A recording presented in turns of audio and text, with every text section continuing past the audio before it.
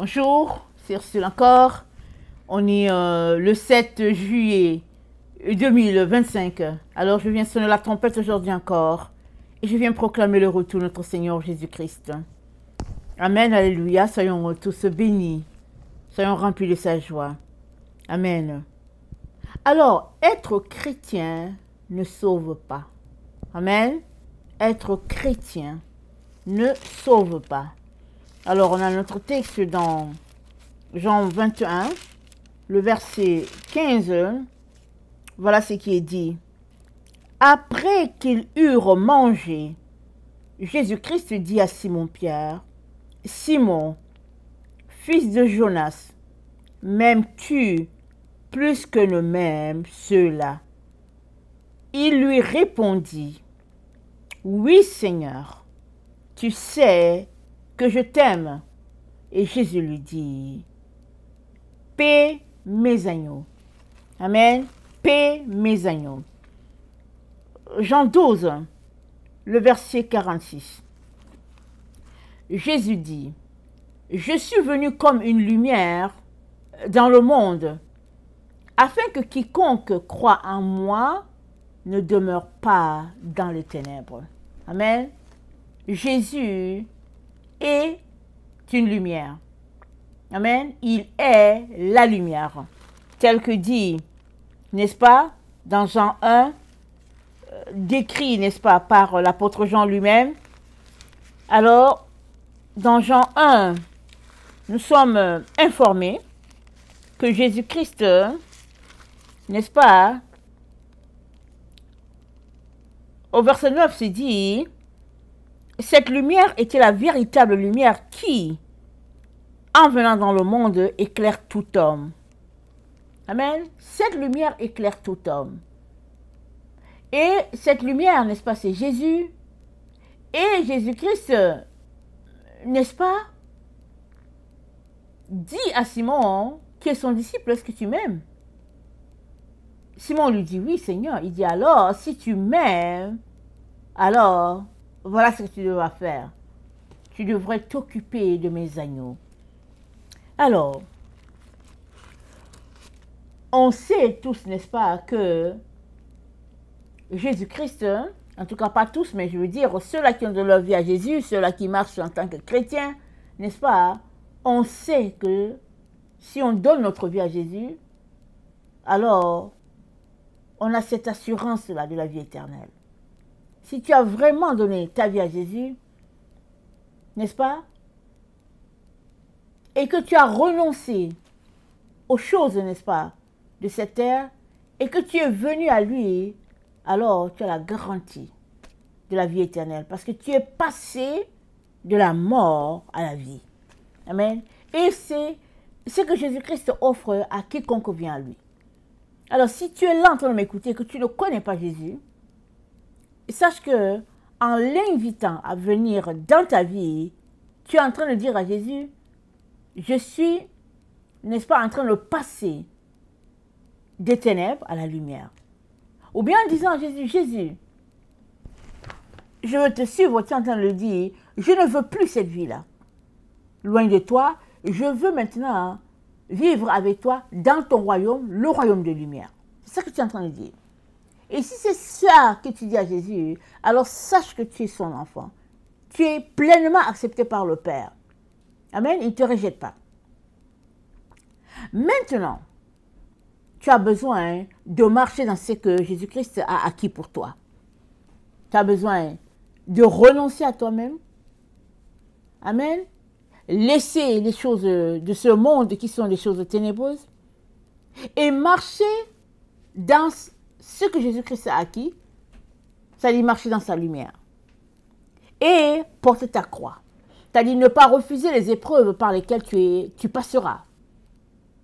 Malgré le poids de ces épreuves-là, tu es appelé à continuer ta marche puisque tu as donné ta vie à Jésus. Amen. Là où l'erreur se glisse, n'est-ce pas, c'est le fait qu'il y a plusieurs qui sont enfants de Dieu, qui ont donné leur vie à Dieu, qui, n'est-ce pas, pensent que le fait d'être chrétien, c'est ça qui sauve. C'est quoi être chrétien? Les chrétiens, c'est dit qu'à Antioche, pour la première fois, les gens ont été appelés petits Christ, c'est-à-dire chrétiens. C'est-à-dire tout ce qu'ils faisaient, c'était le reflet de Christ. Leur vie, leurs actions, tout montrait que vraiment, ce groupe-là, ils marchent dans l'amour, ils sont comme Christ. Ils ont été appelés chrétiens. Mais aujourd'hui, c'est qui est le chrétien? Aujourd'hui, le chrétien, c'est celui-là qui va à l'église. Et celui-là, n'est-ce pas, qui a donné sa vie à Jésus, qui va à l'église, ou bien qui a donné sa vie à une communauté, et il va à l'église. C'est-à-dire, il est membre d'une communauté, il fréquente une église locale, et puis il fait les activités dans l'église, et voilà, il est reconnu membre de l'église. Voilà un peu, c'est quoi la chrétienté aujourd'hui. Si bien qu'il y a plusieurs types de dénominations, mais tous sont des chrétiens. Alors, on ne va pas les nommer toutes les dénominations. Et beaucoup donc de personnes donnent leur vie à Jésus et ils intègrent une dénomination, ils font partie d'un groupe, ils étudient ensemble la parole de Dieu, et puis ils professent la même foi, et ils espèrent le retour du Seigneur qui les prendra pour être avec lui. Voilà comment on peut résumer la chrétienté. Mais la vérité est que cette vie-là ne peut pas te sauver. Ces actions, bien ces pratiques, n'est-ce pas, au nom de Jésus, ne peuvent pas nous sauver. Parce que ces pratiques sont appelées des pratiques religieuses, ça ne peut pas nous sauver. La chose qui te sauvera, n'est-ce pas, c'est le fait que tu aimes Jésus. Amen. Tu aimes Jésus. Tu as décidé de le suivre parce que tu as estimé que c'est lui, n'est-ce pas, que tu as besoin. Alors, tu as renoncé à autre chose. Parce que tu ne peux pas suivre Jésus et puis le monde. Tu aimes Jésus, tu lui as donné ta vie et tu dépends de lui à toute chose. Et tu sais que c'est lui ton sauveur, c'est lui ton rédempteur et c'est lui, n'est-ce pas, qui te donnera un nom nouveau un jour parce que tu lui as tout donné. Ça, oui, tu seras sauvé. Mais le fait d'aller à l'église ne va pas te sauver. Tu as besoin d'autre chose. C'est cette autre chose-là que je viens te partager. Pour te dire que, pour t'encourager, n'est-ce pas, à faire un pas de plus. Dans le fait que tu vas à l'église, dans le fait que tu es appelé chrétien, je t'encourage à faire un pas de plus. Choisis de t'approcher de Dieu. Amen. Choisis de t'approcher de Dieu. Dans Jacques, excusez-moi,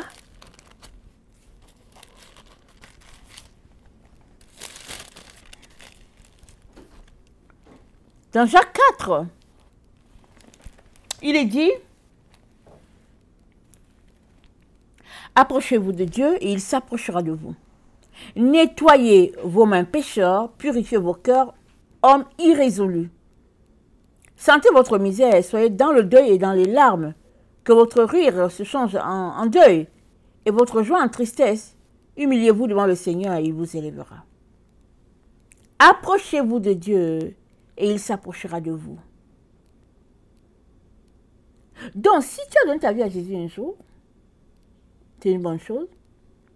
Tu as besoin de t'approcher de Dieu, n'est-ce pas, pour entretenir ta relation avec le Seigneur. Tu as besoin de marcher avec lui pour le connaître, pour savoir qu'est-ce qu'il aime, qu'est-ce qu'il n'aime pas, quels sont ses attributs, parce que en tant que son enfant, n'est-ce pas? Tu as besoin de marcher comme lui, il a marché. Et pour cela, tu as besoin de t'approcher. C'est-à-dire de passer du temps avec lui. Pour être intime avec lui. Pour le découvrir, pour le connaître. Pour connaître toutes ces choses-là qu'il aime. Et puis celles-là qu'il n'aime pas. Et cela prend, n'est-ce pas, que tu prennes le temps pour lire ta Bible, n'est-ce pas, pour prier, pour lui chanter des psaumes, des hymnes, pour communier, n'est-ce pas, avec les frères et les sœurs, pour changer en toi ce qui a besoin d'être changé. Parce que souvent on a des choses en nous qui nous bloquent, n'est-ce pas, de mieux connaître Dieu, d'avancer avec lui. On a besoin de changer ces choses-là, qui souvent sont là comme des boulets à nos pieds, nous empêchons d'aller plus loin. Nous sommes appelés, n'est-ce pas, à enlever ces boulets-là, les jeter loin de nous et continuer notre marche. Amen.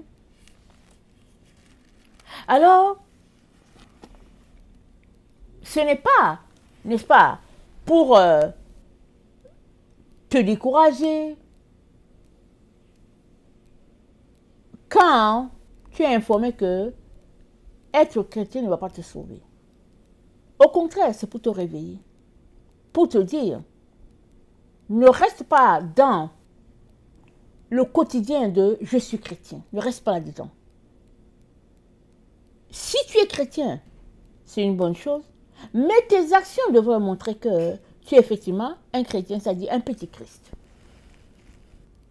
On vient de lire le texte, n'est-ce pas, de Jean 12, le verset 46, ça dit « Je suis venu comme une lumière dans le monde afin que quiconque croit en moi ne demeure pas dans les ténèbres. » Donc Jésus-Christ nous dit que croire en lui va faire que on n'est pas dans les ténèbres, c'est-à-dire dans la confusion, dans la noirceur.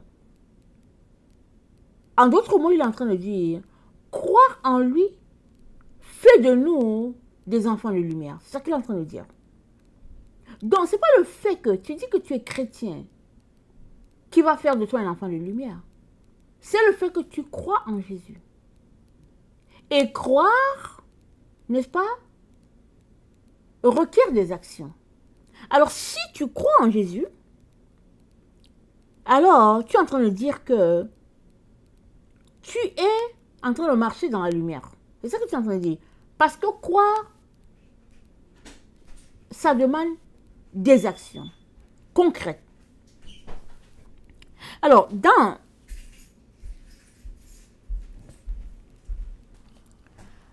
Jean 12, n'est-ce pas, le verset 36, c'est dit, « Pendant que vous avez la lumière, croyez en la lumière, afin que vous soyez des enfants de lumière. » Donc, ce n'est pas le fait d'être chrétien qui va te sauver, qui va faire de toi un enfant de Dieu, mais c'est le fait de croire en la lumière. Si tu crois en la lumière, c'est-à-dire tu mets ta foi dans la lumière, c'est ça qui va faire de toi un enfant de lumière, c'est-à-dire un enfant de Dieu. Je viens donc nous inviter à sortir de la pensée selon laquelle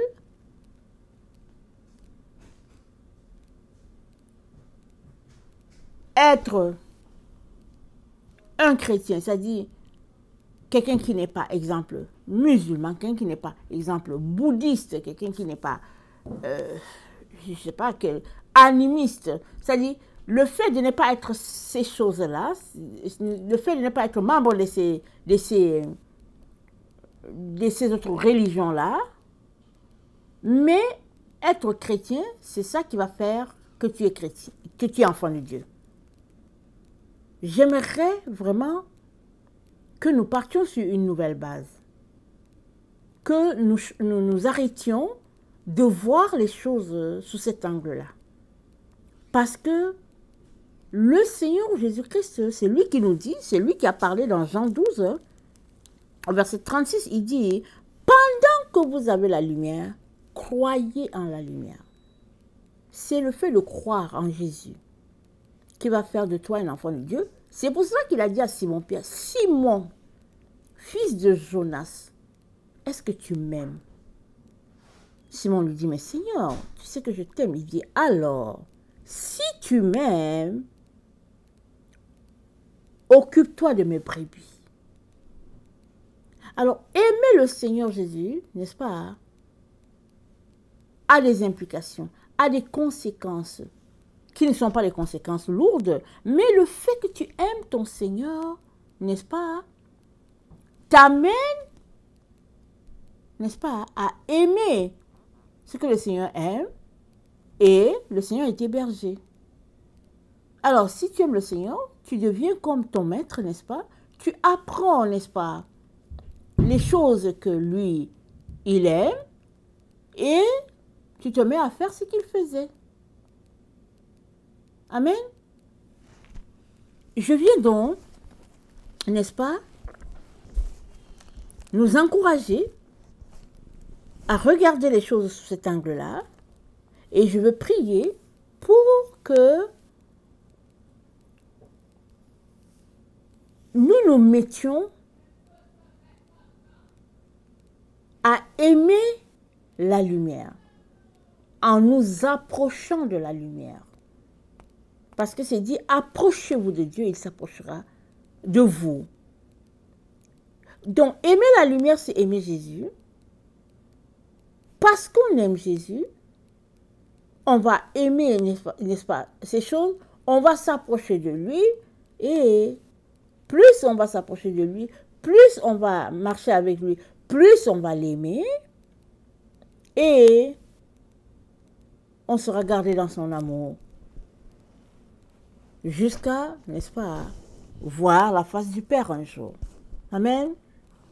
Seigneur Jésus, je viens te dire merci pour cette précision que tu nous donnes sur t'aimer et prendre soin de tes brebis. Je sais, Seigneur, que la vie, c'est toi, Seigneur.